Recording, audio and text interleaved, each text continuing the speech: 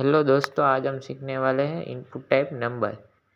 इस इनपुट में सिर्फ नंबर ही अलाउ होते हैं, लेटर्स अलाउ नहीं होते हैं। Like age, quantity, marks, price, ये सब हम यहाँ पे डाल सकते हैं।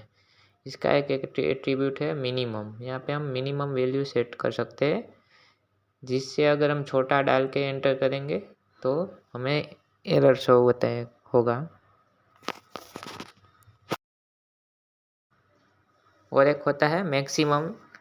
यहाँ पे हम मैक्सिमम वैल्यू भी सेट कर सकते हैं, उससे ज़्यादा हम एंटर नहीं कर सकते। अगर करके हम सबमिट बटन पर क्लिक करेंगे तो एरर शो करेगा। और मिनिमम भी चेक कर लेते हैं अभी। उसके बाद और एक एट्रीब्यूट होता है जिसका नाम है स्टेप। मीन्स यहाँ पे जितने स्टेप डालोगे उतने नंबर बढ़ते जाएंगे। लाइक 3 है तो 3 जंप कर जाएगा डायरेक्ट।